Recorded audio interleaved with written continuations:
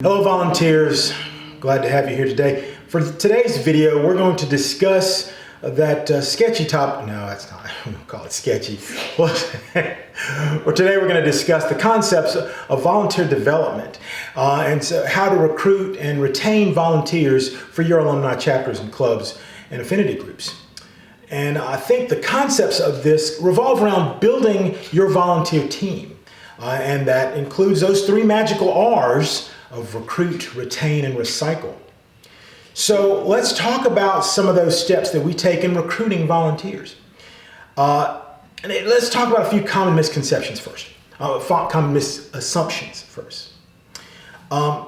Think of it this way. People will see your needs without you telling them. I don't know about that. People will volunteer on their own without being asked. Nah, not so much.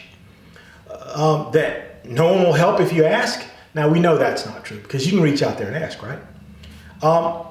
And if they'll say no if you ask them. Now we know that's not true either. These are misassumptions. And you can also think that maybe there's an unlimited number of volunteers. Well, that's never the case. We can always use more recruits to our family.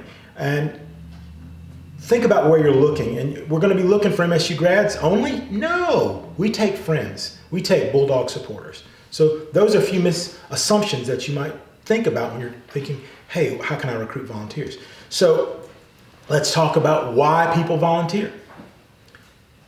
They volunteer because when they're asked to be involved, they want to get involved. You just have to ask them. Sometimes people feel that need, a sense of fulfillment in their lives. So think about that. That's another reason why you might want to ask a volunteer, because they might feel the need.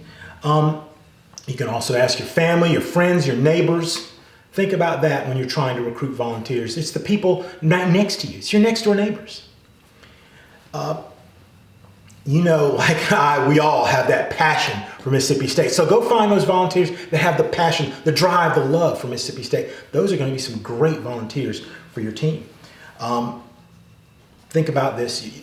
People like to meet new people, especially those young alums, when they're getting out into the world and they want to connect with other Bulldogs. Those would be some great volunteers for your group. And for so many who've that sense of obligation in their heart, that servant heart, those are people you can ask as well. So think about those individuals as you're looking to recruit your volunteers going forward. Who should we target? Let's target those people that maybe have come to chapter events in the past, because they may be interested. They're worth an ask. Think about the network of the current volunteers within your group. Maybe some of the chairs know other people that have that same affinity, that same love. So think about the people within your current group of volunteers and networks. Think about the people who have the time and the energy. We talk about bankers' hours, we talk about teachers' hours. Some of those occupations may not be ready for the opportunity, but it's always worth the ask. So think about your constituents when you ask what their time, their talent, their energy is. And again, go to that next point. Those who have those skills, those talents, who can be a baker, who understands finances. Think about those people who have those skill sets. Those are the people you want to look to ask the question.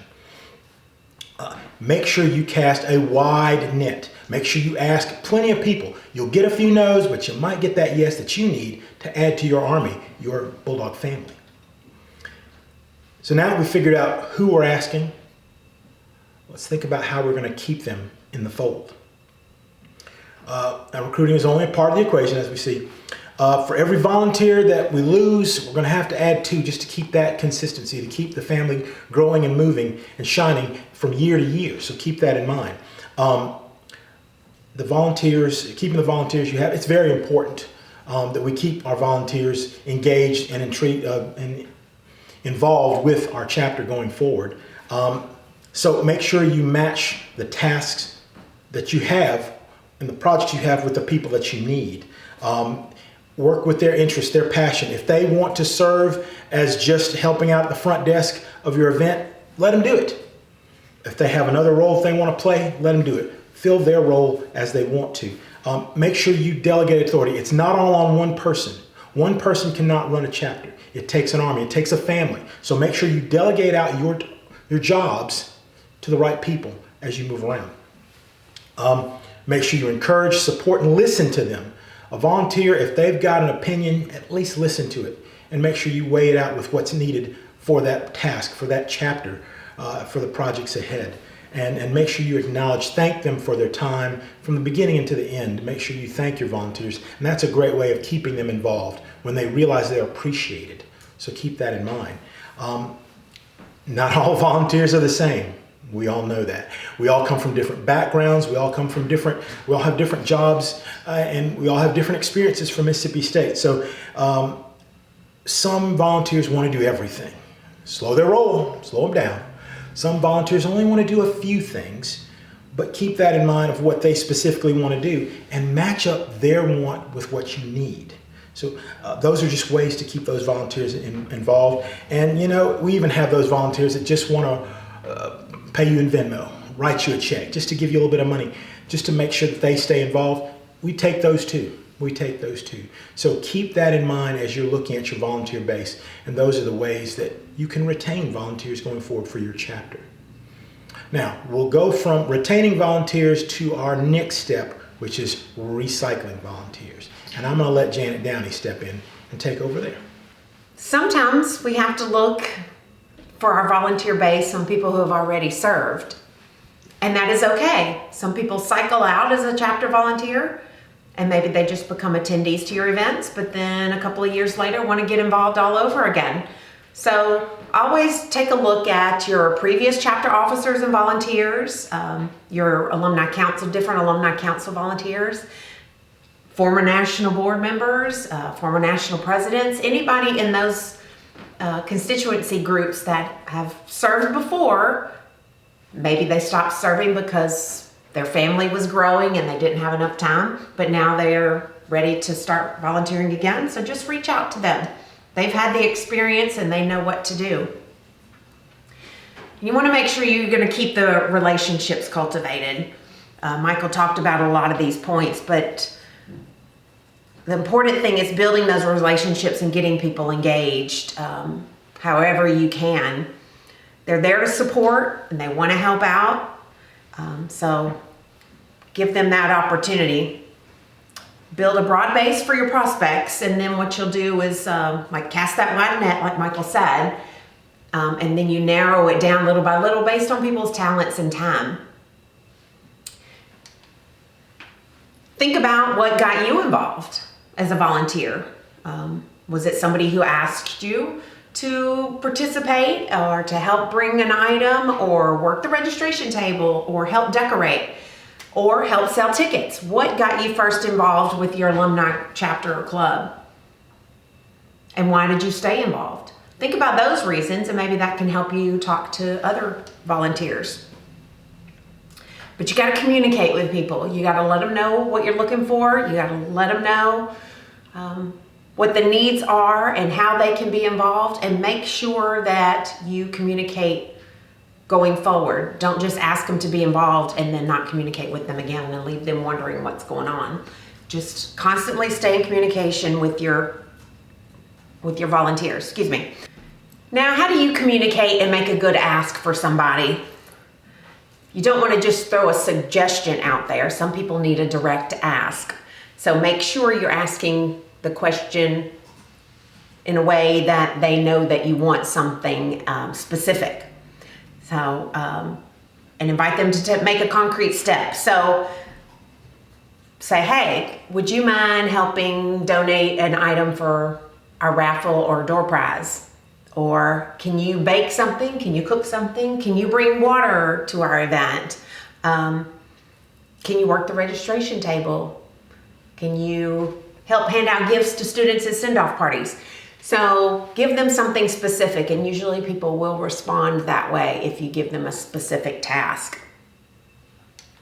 And again, go back and meet with your team regularly and let them know of everybody's duties and assignments, and let people sign up to do things. You want your committee people to share what's going on in their area and how others can help them. That way you don't have any surprises that come up last minute and people aren't aware of what they're supposed to be helping with. Even if one person